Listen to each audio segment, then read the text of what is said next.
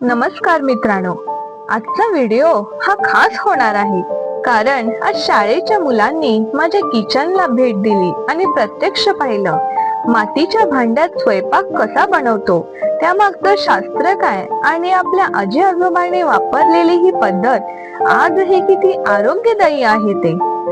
या भेटीत मुलांनी मातीच्या भांड्याचे फायदे समजून घेतले. अन्न हळू शिजत, त्याची नैसर्गिक चव टिकून राहते, मसाल्याचा सुगंध खोलवर मुरतो आणि सगळ्यात महत्वाचं म्हणजे रसायनाशिवाय आरोग्यदायी जेवण आपल्या ताटात येतं. या खास दिवसासाठी मी बनवली गोव्याची पारंपरिक रेसिपी. तर मित्रांनो, या व्हिडिओत तुम्हाला मिळणार आहे संस्कृती, आठवणी आणि अस्सल चवीचा संगम.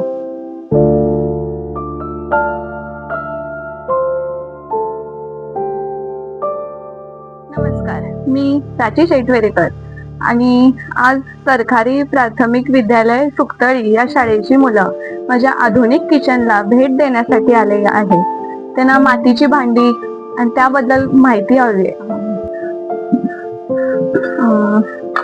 हे भांड आहे, याच्यात जर तुम्ही स्वयंपाक केला ना, याच्यात जी पोषण तत्व असतात ती आपल्या शरीराला पूर्ण मिळतात.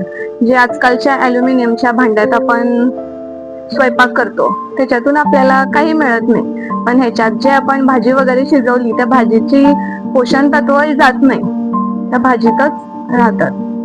म्हणजे पकड पण स्टील पण योगाची गोष्टी अशा मातीच्यो तो इथून खाल्ल्यार किती फायदो आसा तुम्ही मला सांगू शकता?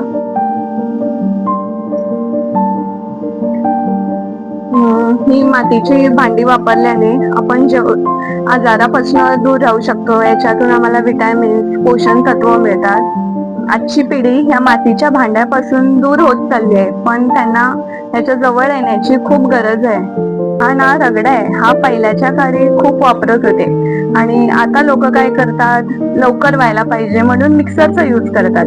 पण याच्यात केलं ना टेस्ट तर खूप छानच येते, पण याच्यात आम्हाला सर्व पोषण तत्व मिळतात आणि आपला एक्सरसाइज सुद्धा होतो, हातांचा, कमरेचा एक्सरसाइज पण होतो ह्याच्यामुळे. किती म्हणतात का घरान आता लोक फातर म्हणतात का? किती म्हणता फातर सुद्धा आम्ही घरान कढी करता, खबर आहे नो मम्मा बनाती है ना दाल वगैरे. उसका जो वाटण है उसको कोकोनट पीसने के लिए उसका यूज किया जाता है. आता चपाती खातात घरी, तसं पीठ पिसायला हवं तर काय करायला हवं? आपण कुठे जातो आता? गहू दळायला, पिसायला म्हणजे दळायला कुठे जातो? गिरणीवर जातो. पण आधी लोक काय करायचे? ह्याचा वापर करायचे. त्यामध्ये काय घालायचं? गहू करायचं, फिरवायचं, नंतर काय तयार होतं? पीठ तयार होतं. तर ह्याला काय म्हणतात? जास्त. ह्यात काय घालायचे? गहू घालायचे आणि त्याचं फिरवायचं, नंतर काय तयार होतं? पीठ. काय करतात? पण आधी लोक यांचा वापर करायचा. याला काय म्हणतात? पाट म्हणतात. काय म्हणतात? पाट. तर लोक कुठं बसून जेवायचे? आधी जमिनीवर बसून जेवायचे. त्या दिवशी मी तुम्हाला करवंटीचा दौला सांगितला होता, दिसला? आधी लोकांकडे तेवढी भांडी नव्हती, तर लोक काय करायचे? करवंटीला दांडा घालायचे आणि काय तयार करायचे? त्याला काय म्हणतात? डोला म्हणतात. काय म्हणतात? डोला. गावाकडे असलं आहे का? आता लोक प्लास्टिकची बनवली आहे. आणि हे कशापासून बनवलं माहिती आहे? याला काय म्हणतात? आणि हे कशासाठी वापरतात? बांबूच्या बेतापासून बनवलं आहे, कळलं? आणि हे कशासाठी वापरतात? ह्याचा वापर काय? भात निवडलाय, कारण तांदूळ निवडण्यासाठी ह्याचा घरी आई काय करते? उपयोग करते. याला काय म्हणतात? सूप म्हणतात. काय म्हणतात? ही काळी भांडी जी आहे ना, ही साऊथ इंडियामध्ये खूप वापरली जातात, पण आणि गोव्यामध्ये लाल माती. पण या दोन्हींचं पण बेनिफिट हे सेमच आहे.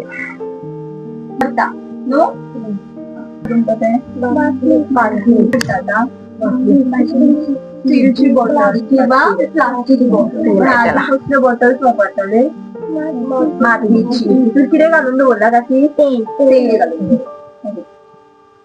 हा तव्याचा उपयोग कशासाठी करतो? चपाती करण्यासाठी. नंतर भाकर भाजण्यासाठी. आणखी डोसे तळण्यासाठी. पहिल्याची लोक या मातीच्या मडक्यात पाणी ठेवून प्यायची आणि पाणी थंड सुद्धा राहायचं आणि याला एक ओला कपडा वगैरे बांधून ठेवायची. आणि आता लोक सर्व फ्रीज कडे वळले आणि फ्रीज मधलं थंड पाणी पितात, जे आपल्या शरीरासाठी हानिकारक आहे.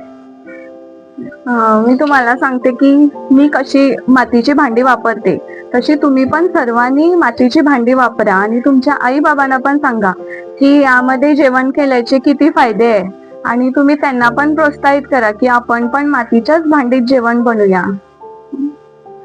तुम्हाला माहित आहे का ही मातीची भांडी कशी वापरायची? नाही? मी भांडी काय करायची, 24 तास पाण्यात बुडवून ठेवायची. पूर्ण पाण्यात बुडायला पाहिजेत ते 24 तास. आणि दुसऱ्या दिवशी ते पाण्यातनं बाहेर काढायची आणि त्यांना चांगलं तेल लावायचं आतून बाहेरून सर्व आणि कडक उन्हात 2 दिवस सुकवायचे. त्याच्यानंतर 2 दिवस सुकवल्यानंतर चुलीवर ठेवून पाणी उकळून टाकायचं. त्याच्यातनं पाणी उकळून टाकायचं आणि मग तुम्ही वापरू शकता. आणि ही भांडी धुवायची कशी, त्यांना फक्त आपण राखच लावायची. साबण लावला तर काय होतो, म्हणजे जो चुलीतला राख असतो, आपण लाकडं पेटवतो आणि त्याच्यानंतर जी राख होते, गोबर होतो, त्याच्यानेच ही भांडी घासायची. किंवा याला आपण बेसन लावू शकतो, जोंधळ्याचं पीठ याच्याने घासू शकतो. साबण लावलं तर काय होतो, साबण त्याच्या आतमध्ये दसून जातो, म्हणून साबण नाही लावायचा. वाट्या पण स्टीलच्या वापरतो, पण हे पाहायला सुद्धा किती बघा सुंदर वाटतं आणि खायला सुद्धा ह्याच्यात काय वाटतं, टेस्ट चांगली येते, चव चांगली येते. तसेच आमच्या आरोग्यासाठी सुद्धा हे काय असतं, चांगलं असतं. मी तुमचे सर्वांचे मनापासून आभार मानते.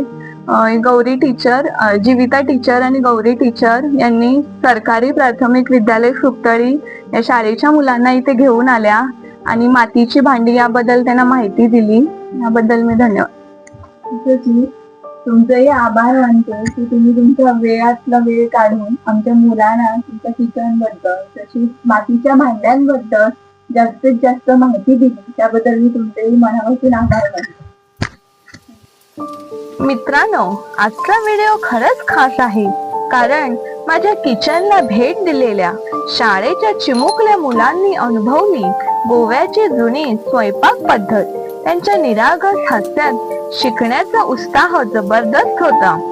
याच निमित्ताने मी बनवल्या गोव्याच्या खास पारंपरिक पदार्थ मुठल्या. नारळ, गूळ आणि पारंपरिक पद्धतीने तयार होणाऱ्या या मुठल्यांचा सुवास संपूर्ण स्वयंपाकघरात दरवळत होता. हा व्हिडिओ पाहताना तुम्हालाही तुमचं बालपण, गावाकडची चूल आणि आजीच्या हातची गोडी नक्की आठवेल. चला तर मग या गोड आठवणींच्या प्रवासात माझ्यासोबत सामील व्हा.